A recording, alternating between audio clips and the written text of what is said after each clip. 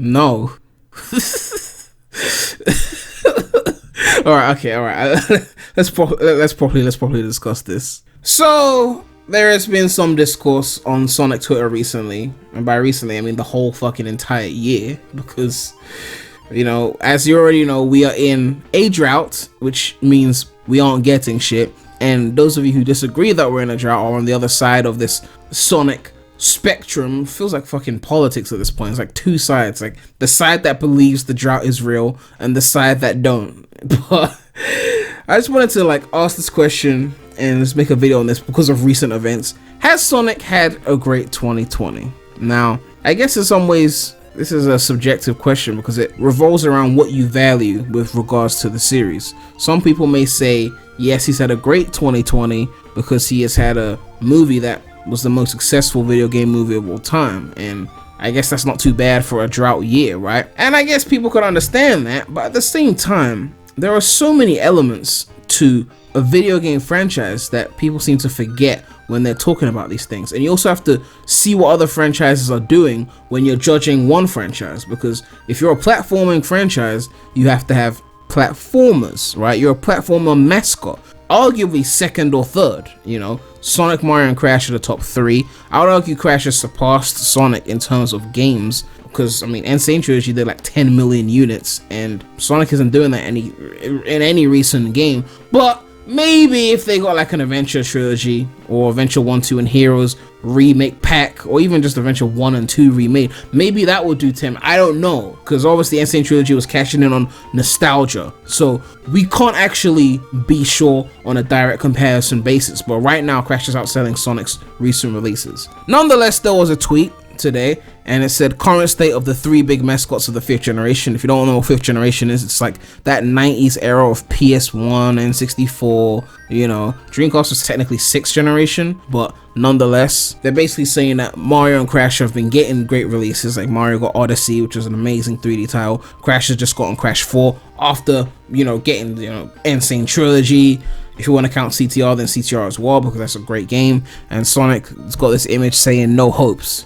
And as you can imagine, with a tweet with that many likes and responses and quote tweets, there was some discourse. People were mad. People were bringing up the movie, the comics, and merch, I guess. I'm not going to show every tweet because I'm not trying to put everyone on the spot. Plus, I see this shit so often now, these same defenses, I'm just so numb to it that to screenshot individual ones is just pointless to me. Bringing up the pandemic as if every other gaming company has somehow not been in the same world as Sega and Sonic Team. But yeah, where do I stand on this? I think it's time to delve into why I think that this is true. Sonic is nowhere to be seen. Now, some of you may not know this, but franchises are broken into compartments.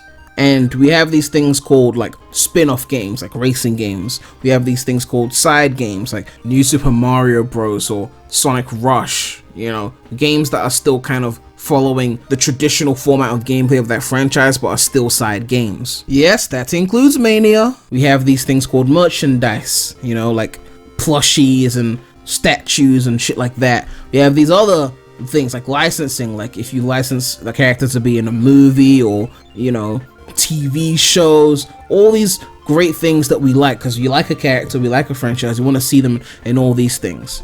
And unfortunately, there's this other thing that some people I like to call the main series, right? It's called main for a reason, because it's supposed to be the central thing that everything else surrounds upon. For all these other things to matter, there has to be a main series. Now, some people will say, oh, fuck the main series, I only care about the other thing. Cool, that's good for you. But there is a main series. When you bake a cake, you don't just put icing and nothing else and call it a day. There is a cake, and then the icing goes on top of it. You can have the greatest icing in the world, but with no actual real cake, it's just a bunch of icing. It's not a cake. And that's what is missing with Sonic the Hedgehog. Mario can charge $60 for 3 ports of games because they've built up their reputation. They've been consistent. Out of these 3 platform mascots, they've been the most consistent. dropping hit after hit after hit, not only in their main series, but with a lot of the side games as well. Like, there's some side games that got some negative reception. Even then, it was nowhere near as bad as like what Sonic and Crash got in their dark periods, quote unquote. So for them to be able to get away with charging $60 makes sense. Crash, they fell off. When they came back with Insane Trilogy, they dropped 3 remakes. 3 remakes from the ground up, and they only charged 40. And I wasn't mad because Nintendo can charge $60 because they built that reputation. Crash had fallen off. They had to bring people back in. So they understood that and they charged 40. They won people over with Insane Trilogy. Then they came back hard again with CTR Nitro Fueled. So when they decided to make a new game for $60, people came back and bought it. It was the highest selling game in the UK. Some people are trying to say it's selling worse than Insane Trilogy. That's physical units only, and the game was out for 3 days before the cutoff period of that game sale calculation. My point is, you can bring up all these things, right? Comics, movies, all these things, but we all know the memes are what's carrying the franchise. I'm sorry.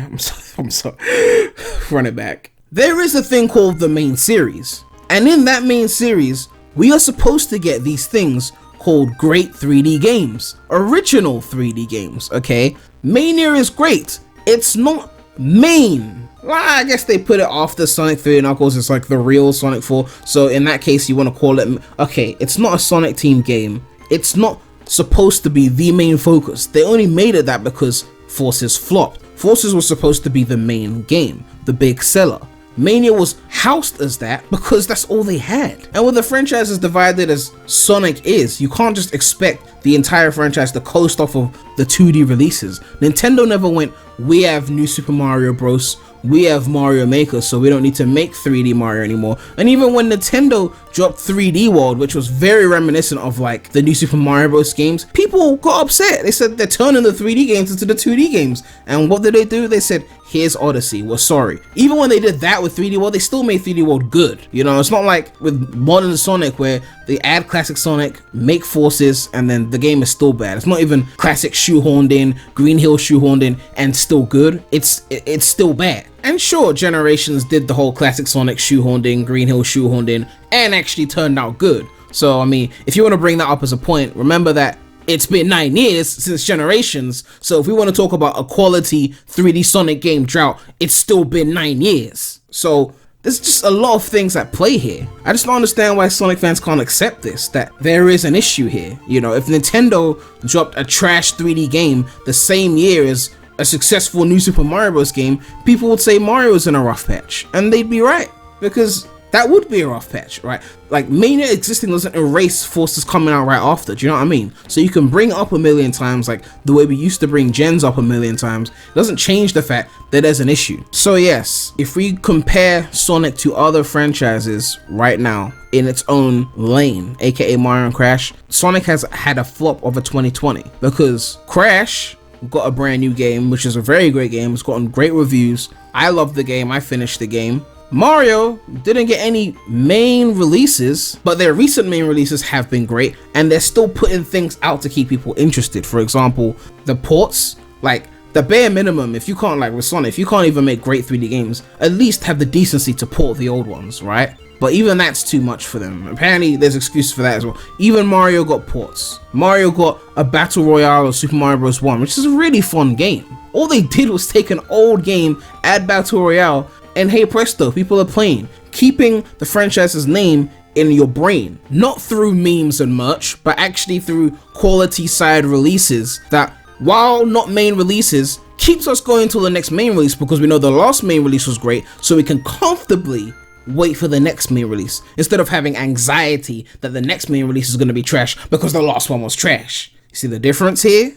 The trust has been built and earned over time. So with Sonic, we got no great new 3D game, no ports of anything 3D.